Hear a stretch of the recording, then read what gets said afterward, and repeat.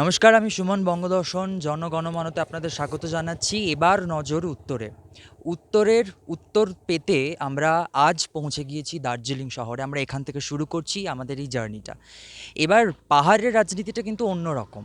তার কারণ একদিকে রয়েছেন যেরকম বিমল গুরুং, আরেকদিকে রয়েছেন বিনয় তামাং। দুজনে আলাদা আলাদাভাবে প্রচার করলেও, আলাদা প্রতীকে প্রচার করলেও সাপোর্ট করছেন মুখ্যমন্ত্রী মমতা বন্দ্যোপাধ্যায়কে। সেই কারণে একটু দ্বিধাবিভক্ত হয়ে গেছে, ভিড় ভাগাভাগি হয়ে গেছে, কিন্তু মানুষদের উত্তেজনার কিন্তু শেষ নেই। আমরা আজ বিনয় তামাংয়ের বাড়িতে সামনে রয়েছে, আর একটু এগুলি বিনয় তামাংয়ের বাড়ি, কথা বলবো তার সঙ্গে, বোঝার চেষ্টা করব যে এবছর ভোট ভোট প্রচারে তিনি কোন কোন ইস্যুগুলোকে তুলে আনছেন। আপনার সঙ্গে থাকুন আজ জনগণমন দার্জিলিংয়ে।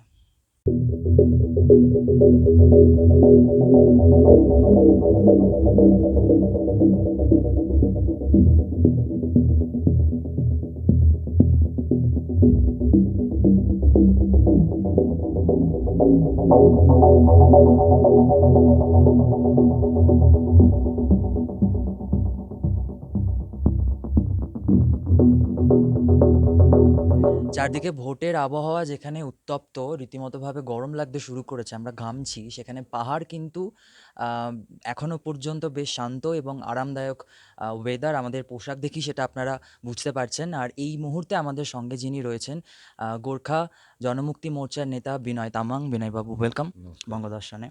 আমার প্রথম প্রশ্ন, আমরা যেটা বলি যে পাহাড় হাসছে, তো পাহাড় হাসলে আমরাও ভালো থাকি, हुँ। পাহাড় কতটা হাসছে এখন?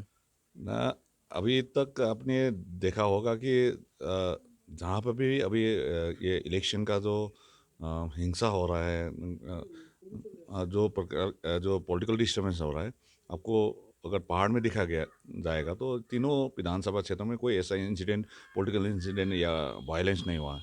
तो इसके देखते हुए अभी लगता है कि पहाड़ हँस रहा है। अभी हमारा ये दार्जिलिंग पहाड़ is smiling now.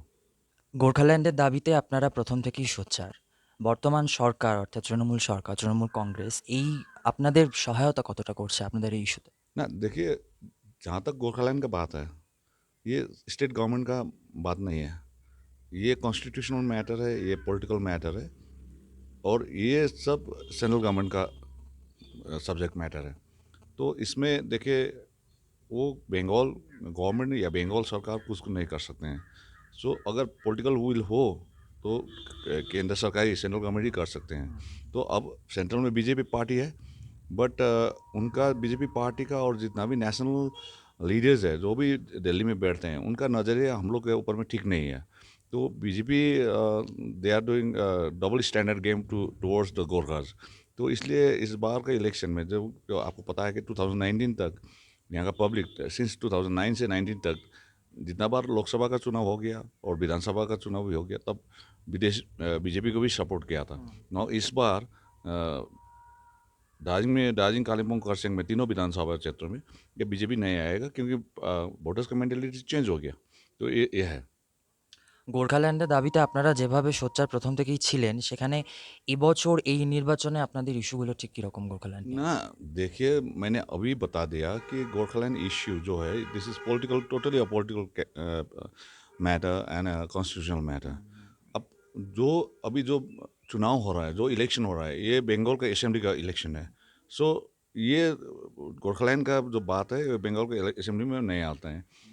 So as per our party is concern, so मेरा जो पार्टी का मैनिफेस्टो है, जो बंगाल गवर्नमेंट दे सकते हैं ओवरऑल डेवलपमेंट के लिए, यहाँ का एम्प्लॉयमेंट के लिए, यहाँ का इंफ्रास्ट्रक्चर डेवलपमेंट के लिए, वही सारी चीज़ों और पहाड़ में जितना भी समस्या है, वो समस्या जो बंगाल सरकार कर सकते हैं, वही चीज़ हम लोग ने, वही जो सब्जेक्ट है, वो हमारा मैनिफेस्टो में है अभी। আম, বিমল গুরুং, যেখানে যে তিনজন প্রার্থী করেছেন তারা বেশ প্রবীণ প্রার্থী রাজনীতির ময়দানে, সেখানে আপনি একদম অন্যরকম তরুণদের উপর ভরসা রাখছেন, তরুণ প্রার্থী করেছেন। এটা আপনার কাছে কতটা ইম্পর্ট্যান্ট এবং মানুষ এটাকে কিভাবে দেখছেন, এই ফ্রেশ মুখ? देखिए, अभी दार्जिलिंग के लिए फर्स्ट एंड फॉरमोस्ट हमारा जो ड्यूटी है कि दार्जिलिंग को पीस रखें और स्टेबिलिटी दें। तो आपको पता है कि 3.5 ईयर्स हो गया, यहाँ पे कोई स्ट्राइक भी नहीं हुआ। पॉलिटिकल वायलेंस भी नहीं है, कोई ऐसा मर्डर भी नहीं है, क्राइम रेट बहुत नीचे चला गया है। तो हम लोग उम्मीद करते हैं आने वाले दिन में भी वो पहाड़ में, दार्जिलिंग पहाड़ में वैसे पीस आए, वही स्टेबिलिटी रहे। और जो भी मैंने सभी political leader including Bimal Gurung को मैंने रिक्वेस्ट किया है कि जो चीज़ अगर पीस एंड स्टेबिलिटी को डिस्टर्ब करते हैं वो किसी न लाएं, ये बेटर रहेगा। तो मैंने यही बोला है। आपको देखा होगा कि अभी यहाँ पे कोई ऐसा इंसिडेंट नहीं है। आप 3-4 दिन के बाद में 17 तारीख यहाँ पे चुनाव होने जा रहा है, लेकिन एक ठो किसी पुलिस स्टेशन में एफआईआर नहीं हुआ है। बंगाल में शायद सभी सबसे इम्पोर्टेंट प्लेस और जो पीस है वो दार्जिलिंग में 3 विधानसभा क्षेत्रों में है। तो आने वाला दिन में टिल 10th ऑफ मई जो code of conduct last date है, तब तक अगर हम लोग ने ये काम करें तो बेटर रहेगा। আমরা জানি যে কোভিডের পর ট্যুরিজম একটা বড় আকারে ধাক্কা খেয়েছে এবং কোভিডের পর এই প্রায় ১ বছর কেটে গেছে। এখানকার ট্যুরিজম কতটা ঘুরে দাঁড়াতে পেরেছে এবং আপনারা যখন ভোট প্রচার করছেন তখন ট্যুরিজম আপনাদের কাছে মানে আপনারা কোন, কোন ইস্যুগুলো ধরছেন এবং কী, কী পরিকল্পনা আছে আগামী দিনে ট্যুরিজমকে ঘুরে দাঁড় করানোর জন্য? हाँ, आपको ये बता दूं कि वी आर वेरी अनफॉर्चुनेट कि 2017 में जो टूरिज्म में 2017 का जो मूवमेंट हुआ था, इससे टूरिज्म में बहुत इसका इफेक्ट हुआ था। तो आस्ते आस्ते धीरे धीरे वो पटरी में आ रहा था वो टूरिज्म का जो main stream. But because of covid last year ये थोड़ा बिगड़ गया।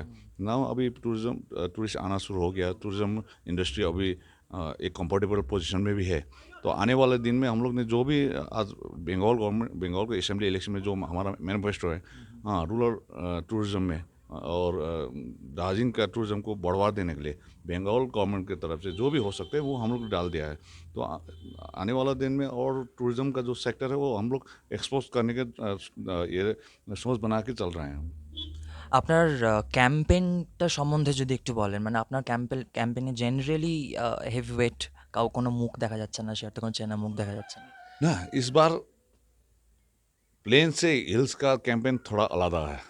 हाँ, ये हो गया कि भारतीय जनता पार्टी का स्टार कैंपेनर आ गया यहाँ पे। करसंग में भी यूपी का चीफ मिनिस्टर योगी आदित्यनाथ आ गया था। कल आपने देखा होगा कि करसंग में भी रोड शो हो गया अमित शाह का। वो भारतीय जनता पार्टी की तरफ से स्टार कैंपेनर है, हमारा पार्टी की तरफ से कुछ भी नहीं है। लेकिन हम लोग का जो यूनिट में जो हमारा लीडर्स है, हमारा सपोर्टर्स है, जो कार्यकर्ता है, वो लोग अभी भी काम कर रहे हैं। आपको मेरा घर में देखा होगा कि इतना सारा कार्यकर्ता आ रहा है, वो लोग काम में जा रहा है। हम लोग ये विश्वास नहीं करते कि स्टार कैंपेनर आ जाएगा और वोट लेके जाएगा, ये नहीं है। ग्राउंड जीरो में काम करना होगा। स्टार कैंपेनर ग्राउंड जीरो में नहीं जाते हैं। हम लोग का यूनिट में जो काम कर रहे हैं वो ग्राउंड जीरो में काम कर रहे हैं। Vote symbol flute, right? ना ना, ये विशल है, विशल। হুইসেল, ওকে। তো তার সুর কি পাহাড়ে পাহাড়ে বাজবে?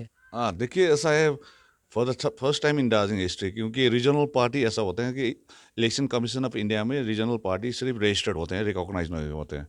और नेशनल पार्टी रजिस्टर्ड भी होते हैं, रिकॉग्नाइज भी होते हैं। इसलिए रिकॉग्नाइज होने के वजह से वो लोग का अलॉटेड सिंबल होते हैं। लेकिन रीजनल पार्टी को हम लोग इलेक्शन कमीशन का जो सिंबल्स है वो उसमें हम लोग को चुना जाना पड़ते हैं। तो इस बार हम लोग ने विशल एक सिटी हम लोग दिया है। And first time in Darjeeling history that एक पार्टी ने, रीजनल पार्टी ने तीनों विधानसभा क्षेत्रों में एक ही सिंबल मिला है। ये आज तक दार्जिलिंग हिस्ट्री में नहीं था, क्योंकि पहले भी जेएलएफ के टाइम में 3 एमएलए दिया जाता था, वो तीनों का अलग अलग सिंबल होता था। बिमल गुरुंग के टाइम में भी ऐसा ही था। लास्ट 2016 में अगर देखा जाएगा, बिमल गुरुंग का 2 कैंडिडेट जो अमर सिंह राय और रोहित शर्मा करसेंग का, उनका एक सिंबल था। लेकिन सरिता राय जो कालिम्पोंग का था दूसरा था। लेकिन अभी सभी ताजुब हो रहा है कि विनय खेमा का, विनय फैक्शन को एक ही सिंबल मिल रहा है। तो देखिए ये भी एक इंडिकेशन जा रहा है, एक ये भी मैसेज जा रहा है कि इस बार का जो वोट है वो हमारे फेवर में जाएगा। और आज आप गांव में हो या टाउन में हो या शहर में हो, अर्बन इलाके में हो या रूरल इलाके में हो, जहाँ भी जाइए, अभी सिटी यही सिटी है। वो विशल है, बच्चों लोग भी बजा रहा है, बुढ़ा लोग भी बजा रहा है। আমরা শেষ প্রশ্ন, আপনি যে ভোট ক্যাম্পেইন করছেন বা আপনার দল যেভাবে ভোট ক্যাম্পেইন করছে, আপনার বার্তাগুলো কী কী থাকছে? কোন কোন পজিটিভ বার্তাগুলো নিয়ে আপনি বাড়ি বাড়ি ঘুরছেন? ना, एक्चुअली मैंने आपको बता दिया कि हमारा जो मैनिफेस्टो में 52 सब्जेक्ट्स है, इनमें से हमारा मेन सब्जेक्ट है लैंड राइट एक्ट, पर्जा पट्टा, वो 1 नंबर में डाल दिया है।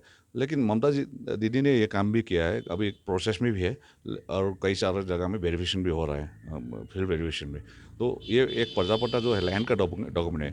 आपको पता होगा कि हिल्स में 87.2% जो पब्लिक है उनका लैंड का वो है नहीं, वो लैंड डॉक्यूमेंट। क्योंकि आपको टी गार्डन में जाइए, 87 टी गार्डन है अभी हिल्स में, वो टी गार्डन लीज में है, वो कंपनी लीज लेते हैं और लीज लैंड में वो डॉक्यूमेंट नहीं है। तो सिंगू नाबे में नहीं है, और डीआई फंड में नहीं है, डेवलपमेंट एरिया में नहीं है, लीज लैंड में नहीं है, वेस्टेड लैंड में है, गवर्नमेंट लैंड में नहीं है, तो फॉरेस्ट विलेज में नहीं है। तो इन सारे को देखते हुए हमारे लिए गोरखालैंड तो पर्जा पट्टा ही है। ये लैंड राइट एक्ट जो है उसी के तहत अगर हमको लैंड डॉक्यूमेंट मिल जाएगा, मालिकाना हक मिल जाएगा, ऑनरशिप मिल जाएगा, तब तो वो ये पहाड़ के लिए वही गोरखालैंड है। Thank you so much. এতক্ষণ আমাদের সঙ্গে ছিলেন বিনয় তামাং, তিনি পজিটিভ ভাইভের কথা বললেন, পজিটিভনেসের কথা বললেন। ক্যামেরায় শ্রেয়নের সঙ্গে সুমন সাধু, বঙ্গদর্শন, দার্জিলিং।